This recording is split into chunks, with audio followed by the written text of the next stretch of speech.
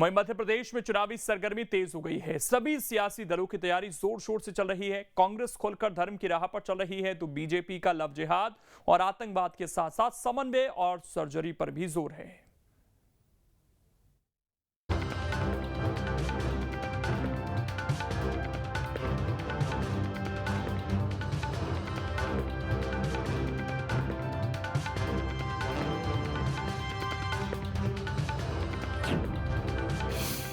मध्य प्रदेश में विधानसभा चुनाव की हलचल।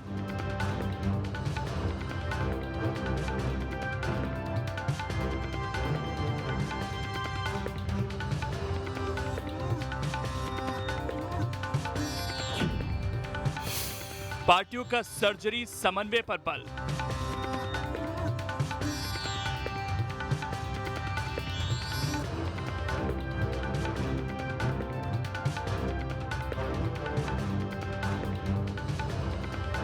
कर्नाटक के नतीजों ने मध्य प्रदेश में चुनाव की दिशा तय कर दी है, या यूं कहें कि पार्टियों की लाइन तय हो गई है कि उन्हें किस रास्ते पर आगे बढ़ना है।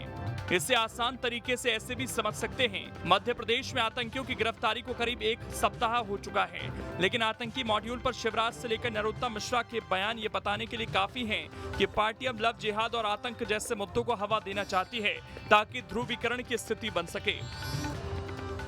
मध्य प्रदेश को किसी भी कीमत पर हम केरल स्टोरी नहीं बनने देंगे।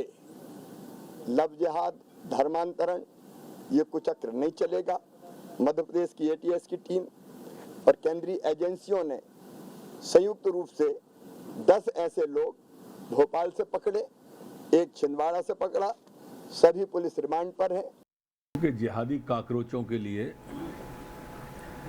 मध्य प्रदेश की पुलिस पेस्टिसाइड की तरह ये ढूंढ के निकाल के मारेगी। 3 बड़ी कार्रवाइयां अभी पिछले महीनों की आप देख लें। जेएमबी जमायत उल मुजाहिदीन, इसके जो 3 बांग्लादेशी थे वो भोपाल में पकड़े गए।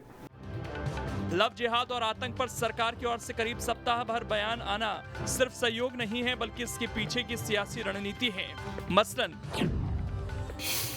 मध्य प्रदेश में सबसे ज्यादा लव जिहाद के मामले आते रहे हैं। मालवा निमाड़ इसका केंद्र रहा है। लव जिहाद पर सरकार कानून बना चुकी है, कई मामलों में कड़ी कार्रवाई भी हुई है। आतंक पर नकेल से राष्ट्रवाद का मुद्दा हावी होगा। इसके साथ ही लव जिहाद जैसे मुद्दों से ध्रुवीकरण की संभावना रहेगी। इस बात को कांग्रेस भी समझ रही है, इसीलिए तो कांग्रेस भी खुलकर धर्म की राह पर चल पड़ी है। पार्टी वीडियो जारी कर कमलनाथ को बजरंग बली का भक्त बता रही है।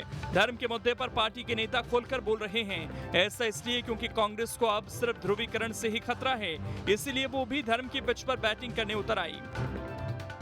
तो हमारी तैयारी पूरे 5 साल रहते हैं, और जो लोग पूरे 5 साल तक तैयारी करते हैं या साल भर तक तैयारी करते हैं तो एग्ज़ाम के समय बहुत आवश्यकता नहीं होती है। हमारे जो प्रदेश का नेतृत्व है बड़े स्पष्ट रूप से इस बार पूरे चुनाव को गंभीरता के साथ हम सब लोग उतर रहे हैं मैदान पर, और इसलिए कार्यकर्ताओं को इस बात के लिए आगाह कर रहे हैं कि किसी प्रकार की कोई गलतफहमी ना हो कि 66 वो सीटें हैं जहां हम लोग के पास थोड़ा हम लोग कमज़ोर रहे हैं, वहां हम लोग जाएंगे, चर्चा करेंगे, और जो स्वरूप कमलनाथ जी ने दिया है हर असेंबली सेगमेंट को 10 से 15 पोलिंग बूथ पर एक मंडल, 3 से 5 पोलिंग बूथ पर एक सेक्टर, और नीचे स्तर पर पोलिंग बूथ पर कमेटी, और इसी के साथ साथ जितने अपने मोर्चा संगठन हमारे हैं, यूथ कांग्रेस, एनएसयूआई, सेवादल, महिला कांग्रेस, जितने हमारे 40 प्रकोष्ठ हैं, एससी, एसटी, ओबीसी, माइनॉरिटीज़, इन सब का संगठन नीचे तक बनाओ, उसकी प्रक्रिया चल रही है, उसकी भी समीक्षा हम लोग करेंगे। हालांकि जानकार बताते हैं कि कर्नाटक के नतीजों को मध्य प्रदेश से जोड़ना सही नहीं। ऐसा इसलिए क्योंकि मध्य प्रदेश में शिवराज बड़ा चेहरा है, उनकी लोकप्रियता के आगे प्रदेश का कोई भी नेता नहीं ठहरता। लेकिन ये जरूर सच है कि पार्टी को एंटी इनकम्बेंसी का खतरा सता रहा है, और इसका असर तभी कम होगा जब लहर चले। जिस तरीके से कांग्रेस पार्टी और भारतीय जनता पार्टी में अभी से होड़ मची हुई है दौरे करने की, बैठकें करने की, कार्यकर्ताओं को सहेजने की, कार्यकर्ताओं की नाराजगी दूर करने के लिए लगातार बड़े नेता आ रहे हैं। और न सिर्फ कांग्रेस के बल्कि भारतीय जनता पार्टी के भी नेता आ रहे हैं, क्योंकि भारतीय जनता पार्टी की केंद्र में सरकार है, यहाँ 20 साल से सरकार है।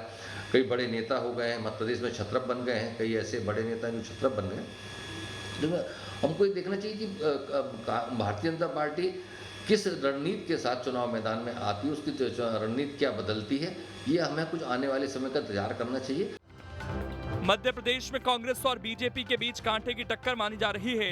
कमलनाथ और दिग्विजय सिंह लगातार जमीन पर सक्रिय हैं। शिवराज लाडली बहना योजना लेकर आए हैं तो कांग्रेस नारी सम्मान योजना लेकर आई, ताकि महिलाओं के वोट एक तरफा ना जाएं। और यही रणनीति धर्म को लेकर भी है।